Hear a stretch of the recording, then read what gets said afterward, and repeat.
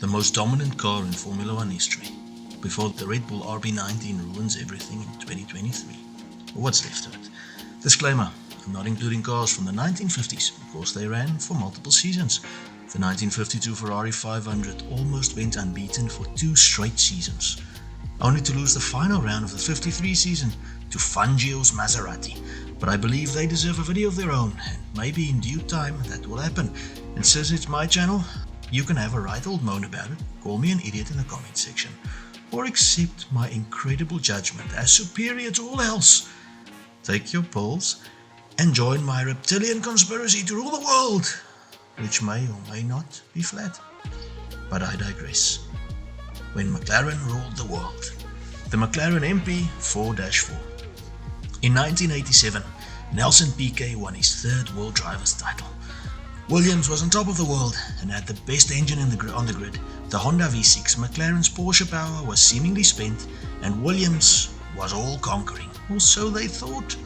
Somehow they managed to lose Piquet to Lotus. Honda left for Lotus and McLaren, leaving them with Judd V12s and leading to the most dominant team performance in a Formula 1 season so far. Not even Adrian Newey's multiple dominant cars have been able to match what McLaren did in 1988, although they may still come pretty close in 2023 or what's left. So, this may be the year McLaren's MP 4-4's record finally gets shattered, or at least equaled, I don't know, do the math.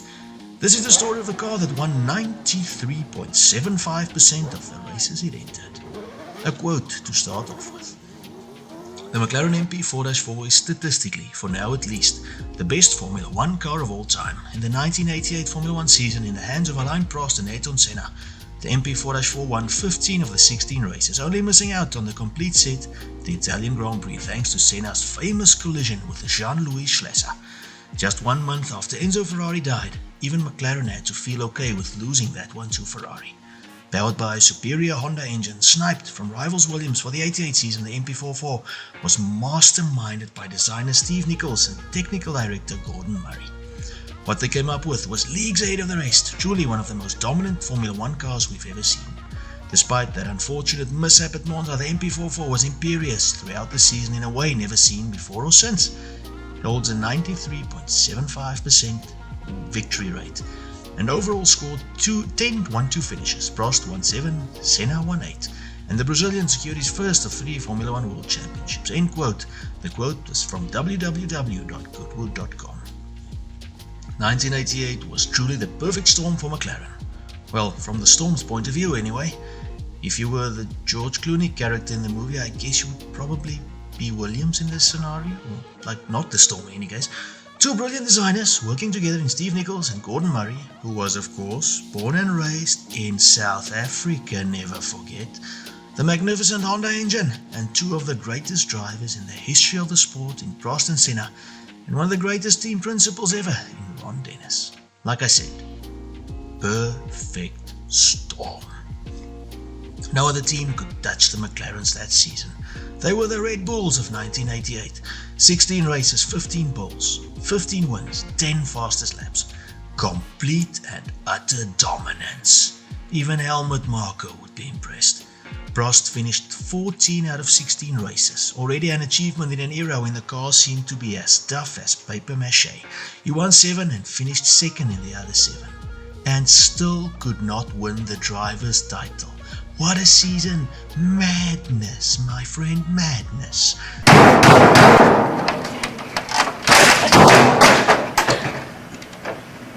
Senna scored 13 pole positions from a possible 16.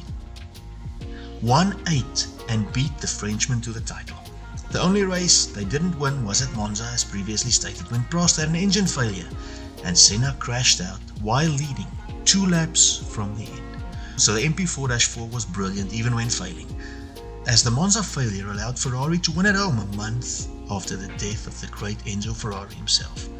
Classy move, MP4-4. Classy move, and I salute you for it.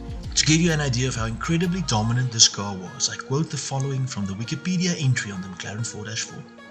Perhaps the most telling example of the MP44's emphatic domination was seen at San Marino in just the second race of the season. Senna and Prost both qualified the 5.040 kilometers or 3.131 mile Imola circuit in the 127s. Senna 0.7 faster than Prost, while no other driver could get below 130. Third on the grid was defending world champion Nelson Piquet in his Lotus 100T, which used the same 1988 specification Honda engine as McLaren. Piquet could only qualify in 1:30.5, 3.352 seconds slower than Senna, and 2.581 seconds slower than Prost. End quote. Holy cow. Holy cow! Prost's retirement at Monza was the only engine failure suffered all season. Defending champion Piquet in the Lotus powered by the same Honda engine won 0 races. 0, zilch, nada. Scored 3 podiums and retired 7 times for various reasons. McLaren simply built an absolute beast of a race car. If only Zach Brown and co could copy that sentiment for 2024. Get the DeLorean. How good was this car in context? Well, the seemingly unbeatable Williams FW14 designed by Adrian Newey himself that Mansell drove in 1992 won 10 of 16 or 62.5% of his races. In 2016, Hamilton and Rosberg's Mercedes won 19 out of 21 races or 90.47% of its races.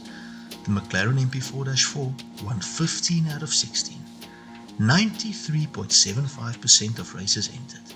Thereby, at least at the time of writing in October 2023, and if nobody stops that Red Bull crazy train, I'm going off the rails on a crazy train, remains the most unbeatable car in modern Formula One history. And that's our video on the most dominant car in modern Formula One history. And if you enjoyed it, please click subscribe, ring the bell, and for more quality, enjoyable, magnificent, but underrated in views, content weekly, stay tuned. Thank you for watching, God bless, and I hope to see and hear from you in the comment section.